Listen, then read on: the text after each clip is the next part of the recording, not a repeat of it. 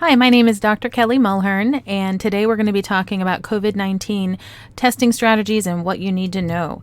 Now, the COVID-19 and coronavirus are rapidly emerging, which means that the information we have and what we know seems to be continuously changing.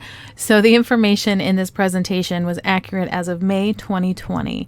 Now, a little bit about myself, Dr. Kelly Mulhern. You can see I have alphabet soup after my name.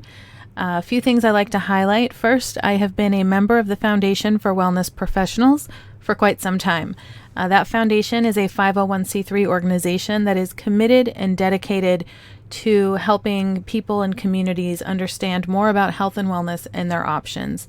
By professional training, I'm a doctor of chiropractic, but I also have a master's degree in public health with a concentration in epidemiology. Now, what does that mean? That means that I had a almost 2-year focus on infectious diseases, epidemics, and pandemics. So I'm a little bit more qualified than your average bear to speak to what's going on in the world right now. I'm currently enrolled in a postdoctoral certification in functional medicine. I'm a published author. And one last thing that I try to remember to mention at this point is my mission. Now, my mission in life is to help as many people as possible to live longer, happier, healthier lives without the need for drugs or surgery when and where possible. So I address that mission through my work with the Foundation for Wellness Professionals and in my private practice.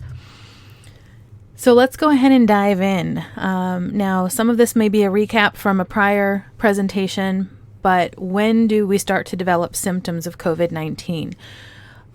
Starting from the time of exposure to when our symptoms develop can range from 2 days all the way up to 3 weeks. But the vast majority of people who are going to develop symptoms will do so in the first 2 weeks. It's less than 10% actually show those symptoms after day 14. But the other thing we need to remember is that there are several people out there that will never develop symptoms. That is what we call asymptomatic. They don't develop symptoms, but they still have the infection, may still be able to carry and contaminate, but they will also develop the antibody responses. Now, the timing and level of antibody response in the body in asymptomatic people, right now we don't know. And that's going to be kind of a recurring theme that you're going to hear if you listen to me for long, is that we just don't have the data yet. We have to make decisions based on information and data, but right now we have a severe lack of appropriate data and adequate data. Now, how long can you be contagious for? This is a question I get probably every day in my practice. If we look at the time of exposure, so from the time you're exposed for about 3 weeks, you can continue to be contagious. So that's that time frame where you may or may not have symptoms. Once you start to show symptoms somewhere within that 21 days, your illness will last for 7 to 10 days on average. Now, when I'm talking, I'm typically speaking to the 80%. We're going to have outliers on either end of the spectrum that don't act or have the condition the way that the majority of people do. So we're just going to be looking really at the majority, that 80%. After you've recovered from the illness, you can still be kind of run down and still be contagious for 3 to 14 days after your symptoms have mostly resolved. So the short answer is you can be contagious for anywhere from 2 to 6 weeks after exposure. Now, this is a great little chart that I adapted from the Institute for Functional Medicine. All the way on the left column where it says symptomatic, there are pluses and minuses. So this is just showing the different variations that can happen after somebody's been exposed to COVID-19. So we have some people that aren't going to show symptoms, some people that will. The middle column looks at shedding of the viral RNA. And again, the plus is positive for shedding, the minus would be no shedding. And then production of antibodies all the way on the far column. So some people will produce antibodies and some people will not. Now, we have in general 2 different types of tests to talk about. The first type we're going to talk about are viral tests. These are also called molecular tests, and they tell you if you have a current infection. So if you currently have the issue that is being tested for. An antibody test, on the other hand, also called a serology test or a blood test, will tell you if you had a previous infection. The antibody test may not be able to show you if you have a current infection because it can take that 1 to 3 weeks for your body to make antibodies after your symptoms are occurring. So starting with the viral testing or the molecular testing, we kind of ran through this already, but just a reminder, the viral shedding can begin 3 to 21 days after your exposure. The viral RNA shedding can occur in the nasopharynx, which is from the nose to the back of the throat, the oropharynx, which is from the mouth to the back of the throat. It can occur in saliva and in sputum for up to 3 weeks after symptom resolution. The testing is going to look at the viral RNA, not the shedding of a whole intact virus. So essentially the testing looks for pieces, like a signature of that particular virus. Now, if it does appear that the intact viral shedding is complete about 14 days after symptoms begin, although the viral shedding continues as we mentioned before. When we talk about the viral detection tests or the molecular tests, we have to look at accuracy. And really the accuracy is going to depend on a couple of things. First, we need to look at the type of sample being tested. Are we taking a sample from the oropharynx, the nasal area, or the nasopharynx, and how are we collecting that sample? Are the samples coming via swab, from saliva, from sputum, bronchoalveolar lavage, which would happen in a hospital setting? And then we have to kind of do a little deeper dive into all of those areas depending on what we're looking for. Now, a few pieces of information about viral RNA testing. Another great way to test virus would be to do a culture. And most people are familiar with cultures. We can culture bacteria, we can culture viruses, funguses and molds, all kinds of things. And really what we do with this is we take the sample and we put it in a petri dish and we incubate it, and then we look at it typically 48 hours or longer later to see what's growing in the petri dish. Now, the culture can determine whether the sample contains viral particles as opposed to just the RNA. But the challenge with this is even in the normal course of events, a culture can take several days to get the results back. Now, right now, all of our labs are completely overwhelmed, so that several days to get results could turn into a week or more. So that's just not really helpful at this point. Viral RNA detection is most often achieved using a nucleic acid amplification test, and more specifically a polymerase chain reaction test. Now, the polymerase chain reaction test, I'm not going to get into all of the geeky science information behind it, but it involves several different steps, and each step has to be done properly all the way along. So this test can take 4 hours or longer, again, in a kind of normal world. We're not in that normal world right now because our labs are all crazy busy. Next, we can look at the CRISPR gene targeting tests, and they look for the actual CoV-2 RNA in the oropharynx and nasopharynx swabs. That takes about 45 minutes, again, in a perfect world. Then we can look at point-of-care tests, and those tests detect viral nucleic acids or viral proteins, which we also call antigens. Lateral flow immunoassays can look at various different types of proteins, and we're going to talk more about these particular tests in a little bit, but they're kind of similar to a home pregnancy kit. It involves a binding of the piece of the virus that you're looking for with the detector substance, and it tells you it's positive when there's a colored line that you can see. The challenge with this molecular testing is that up to 30% of these tests are known to deliver false negatives. A false negative is when you are told you don't have the virus when in fact you do. So that is a problem.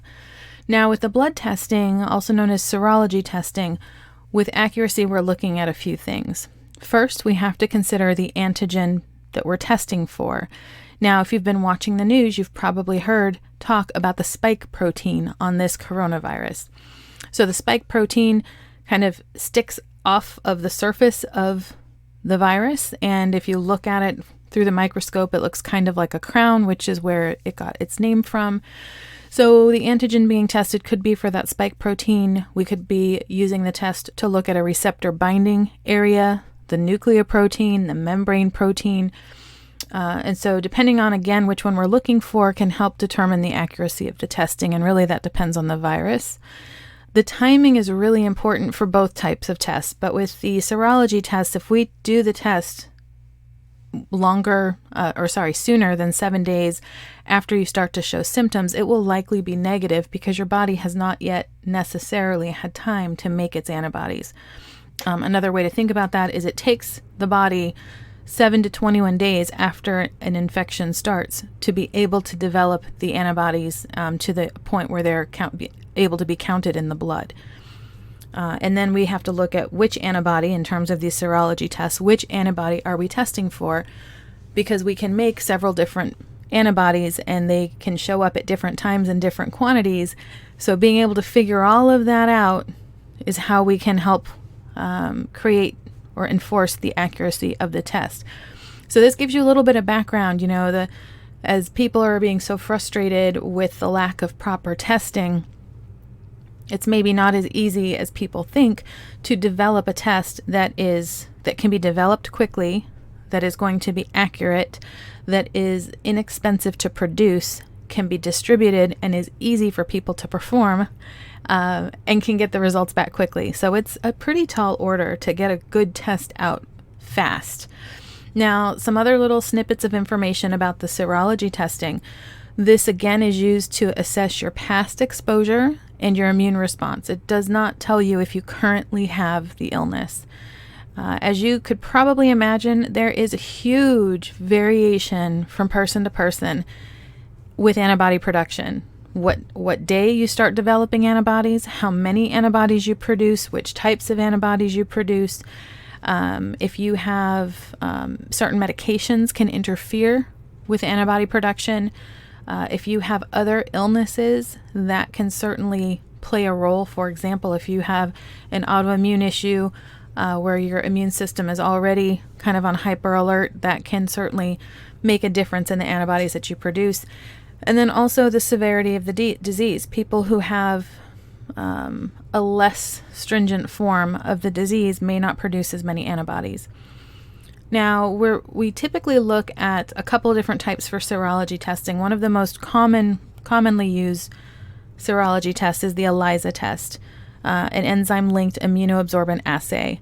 And again, I won't get into the geeky science stuff that I love, but it uses a plate, and then it takes a blood product, whether it's whole blood plasma or serum, and then goes through a whole bunch of steps to give us the result. We use this type of test commonly for things like Lyme disease and autoimmune testing as well. Now, the rapid diagnostic tests are typically designed to tell you essentially yes or no. Yes, you have the disease. No, you don't. Yes, you're pregnant. No, you're not. It doesn't tell you how sick you're going to be. It doesn't tell you how many babies you're going to have. It just tells you yes or no. And these are called lateral flow because of the way the substance kind of flows through the membrane that's used. And this is an example of what one of those lateral flow tests would look like. So we're going to start all the way on the left, and this would show you a positive result. So we're going to look at each item kind of in isolation here. So this is kind of a schematic drawing of what we would call the cassette or the cartridge. And the red dot kind of at the base is where the sample would go, pinprick for blood or something like that. The top line where it says control, that essentially is going to turn a color if the test is a good test, meaning that the test itself is not degraded or otherwise problematic. So that essentially is telling you, is your test faulty or flawed, or is it the test itself? Is it okay? And then the result line is what we see they're calling the test line, and that's where if the person is positive, that test line would show up with a colored line. If the person was negative, that test line would be absent. Now, similar to a pregnancy test, even if the test line shows up as extremely faint, that still counts as a positive. So any indication whatsoever on that test line is a positive result.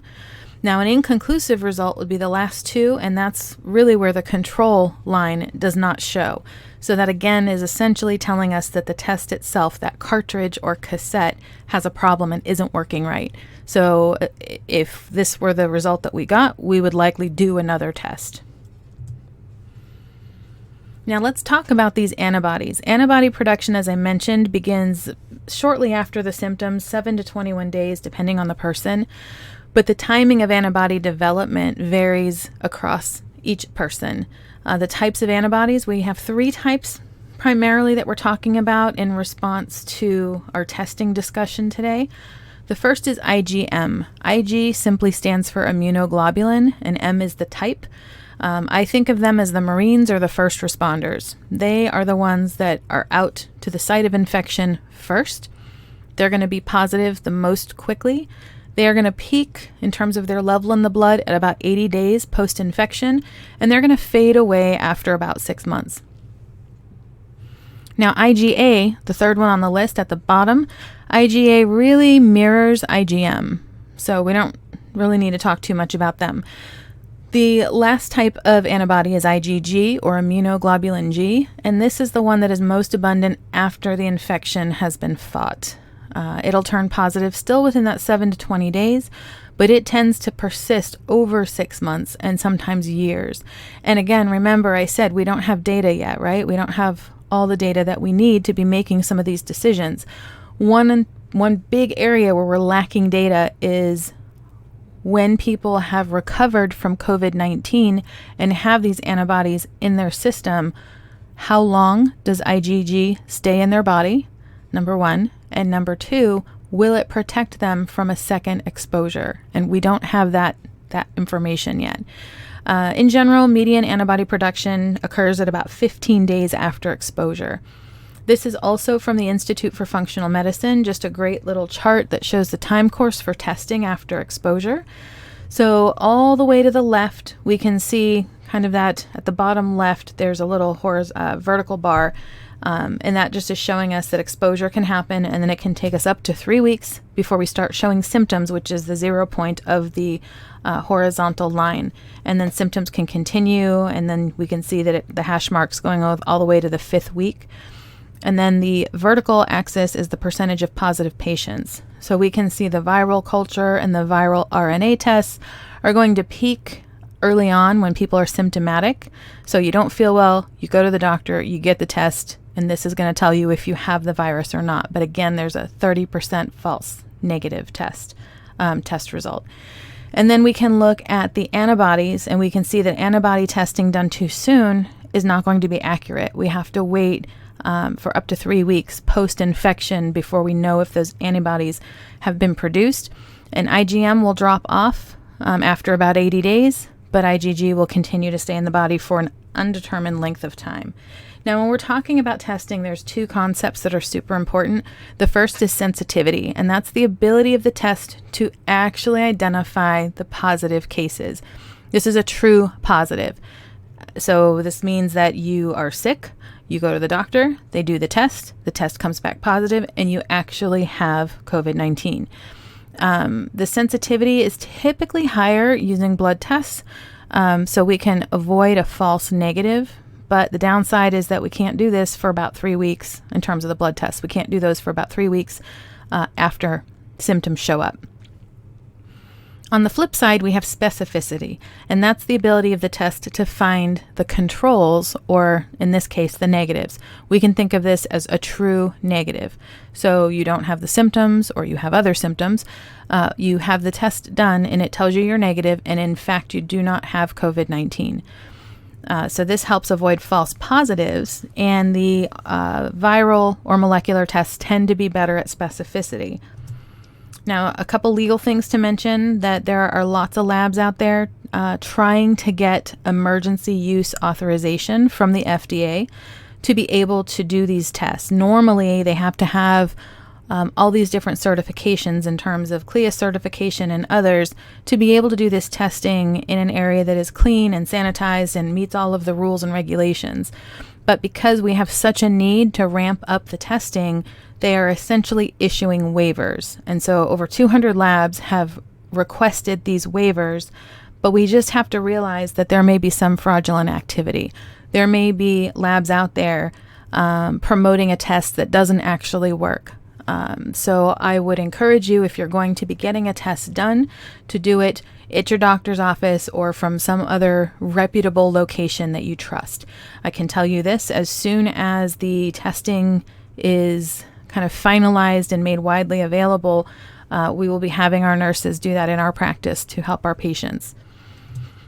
Now, ideally, we would do the molecular test early on in addition to the serology test, and that way we could max out sensitivity and specificity. And again, ideally, you want both of those to be over 95%. But, that's kind of a perfect world, and we don't yet know what tests are going to be best and what their sensitivity and specificity will be. And then this here is just a quick diagram that I put together to kind of help explain the process for people. So all the way to the left in the blue box, we can see that's the date of exposure. 2 to 21 days, you're going to be shedding the virus, and at some point in that 2 to 21 days, you will develop symptoms or could develop symptoms. And then we can see the branches going off. The symptoms starting, if we go down below, molecular testing. If the person has had a low exposure, if the sample wasn't taken properly, if it's too early in the infection, for all these reasons, those tests could be negative. And I will mention right now that the molecular testing is widely done with the nasal swab, where they take, it looks like a giant Q-tip, and they put it up your nose, in your nostril, kind of like they're trying to get to your brain. So it's pretty uncomfortable. And if a person pulls back too hard, or the person taking the sample can't get it as far back as they need to, and then once it's there, they're supposed to kind of move it around a little bit. So it can be a lot to tolerate, and for those reasons, they may not be able to get a good sample. If we look at the branch going up, that shows us that 7 to 21 days after symptoms start, we can start developing our antibodies, and we can see the different types of antibody testing, and that the serology testing, typically we're looking at ELISA or the lateral flow, like we talked about previously. And if we go back down to the middle, after the illness, after your symptoms have started, most people are going to recover in 7 to 10 days. Some people get through it faster. Some people, we've all heard the stories of people that have been in the hospital for months. But again, speaking to the majority, most people are going to recover. And then after another few days, couple of weeks, they can still be contagious and still shedding the virus. And then once that 2-week period is over, give or take, they have another 1 day to 1 week where they're still shedding the viral RNA, kind of those snippets still. So a lot to think about there. That wraps up today's presentation. But first, let me go do this, and that is my contact information. So if anyone has any questions about the information I've provided, if I can be a resource in any way, don't hesitate to reach out. Dr. Kelley at thrivewellcenter.com. And just please note there's EY is how you spell my name. So if you send me an email and you don't get a response, just double check the spelling. You can also see our website with lots of great information on the website. So that wraps up our presentation for today. I hope you found the information useful and decide to take advantage of our special offer. And again, this is Dr. Kelly Mulhern from Thrive Wellness Center, where we believe your body is designed to thrive.